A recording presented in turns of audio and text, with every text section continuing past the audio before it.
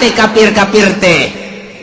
buang kawarahna luar biasa kunaon eta ku ego gengsinya na kudu iman tidak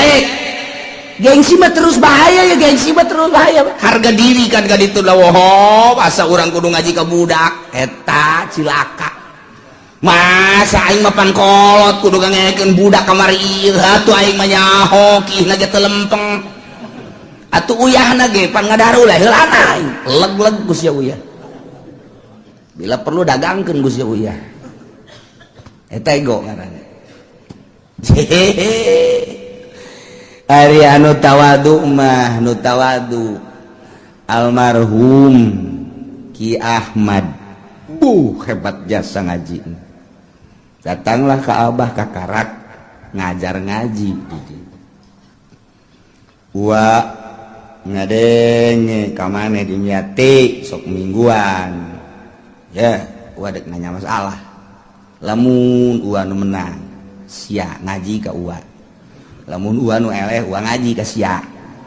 eta kiai kitu ngaran jadi bebeneran kamu nah nanya masalah hiji dua tilu oh datang ke seminggu beres wa eleh damyati ayo wa eleh geus wa deuk ngaji ka damyati ngan wa mah balagna hayang hikam entak eta balagnya tah baheula di mingguan teh ya hikam di wa Haji Ahmad tah eta lah kos kitu baheula mah kolot teh kula ge nyaho lamun tas gaji kula budak ieu neuleukeun bae kieu bae dongeng perang jeung Bung Karno dan lain sebagainya tah eta ngaranna tawadu nu kos kitu wayah eleh bae kolot ya teh bodoh bae atuh masalah ngan tawadu nu kos kitu ngaranna tah eta aki-aki nu teh paeh teh ngaji eta tawadu ngaranna teu makeun mah bodoh tadina ge teu mondok aja teu ngaji pan cilaka aing menemah lah kolot mah kolot bae ngaji lah tuh eta tawadu nu penting ulah nu handap we tawadu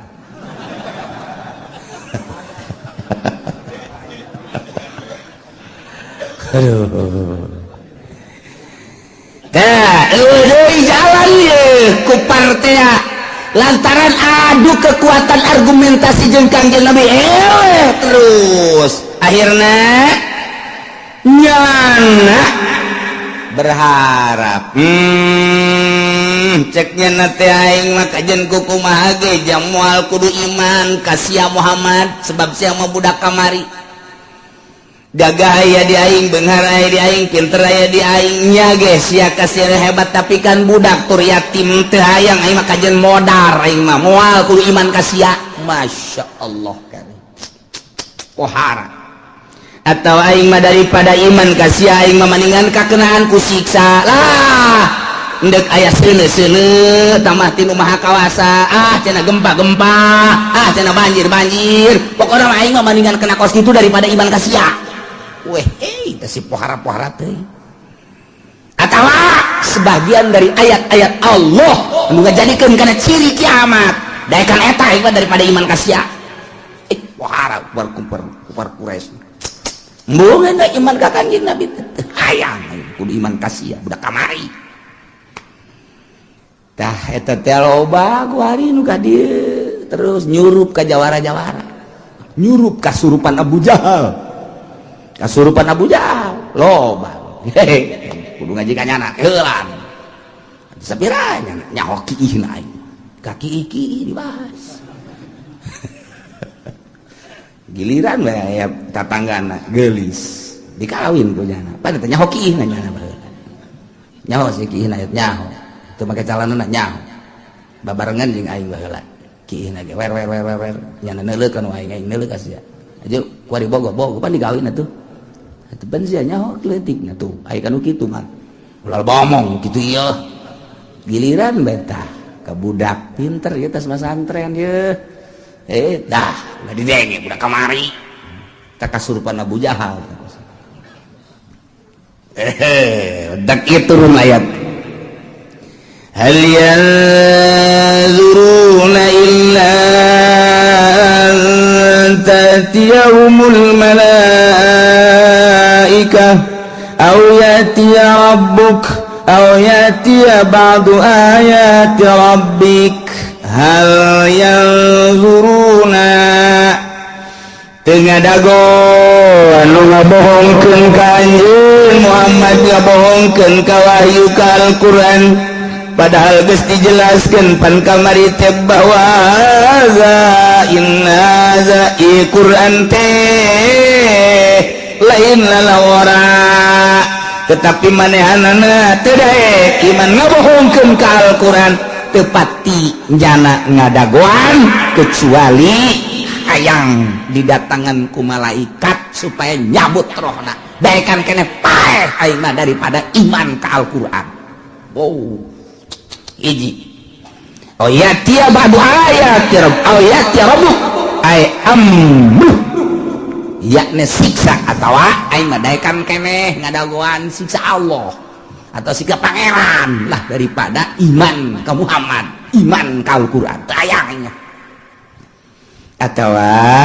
ayatiya ba'du ayati rabbik datang sebahagian tanda-tanda pangeran anjeun nunuduhkeun kana kiamat nyana ge geus daun dina Taurat dina Injil geus dijelaskeun Kangjeng Nabi da geus dijelaskeun tanda-tanda tereh kiamat da geus ditandakeun geus dibejakeun dina Injil dina Taurat teh dibuat dina Al-Qur'an deui jasarua kitab samawi Zabur Taurat Injil Al-Qur'an teh akur pada kitab samawi nauhidkeun ka Gusti Allah jeung nyaritakeun tanda-tanda kiamat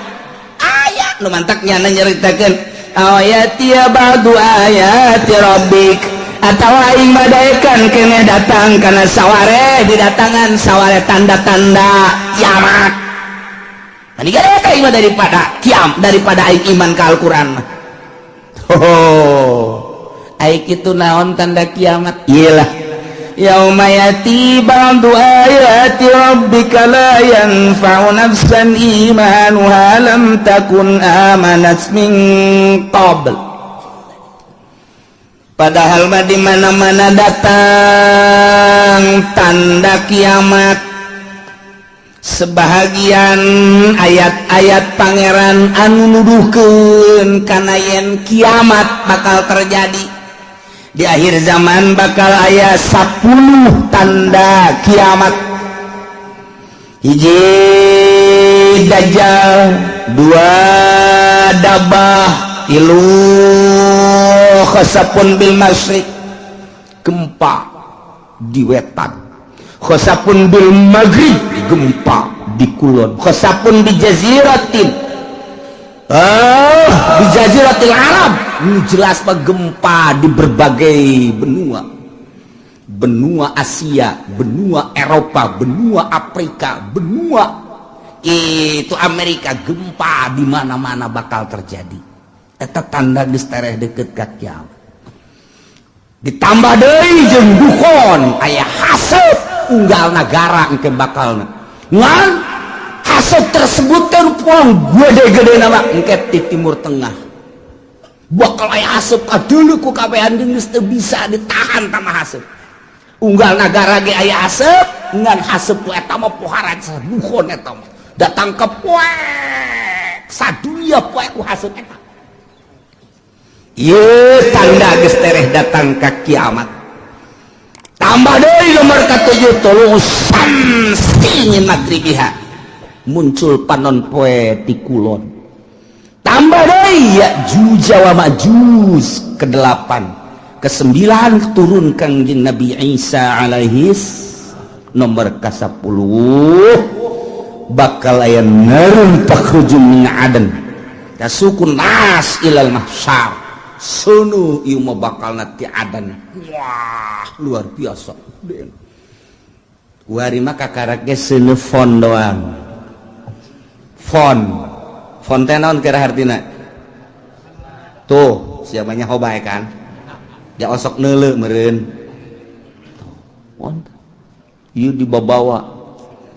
di negara ka negara terus aya nu nasional aya nu internasional diiring ku kabehan wah dipuji-puji eta teh buatan Yahudi jeung Nasrani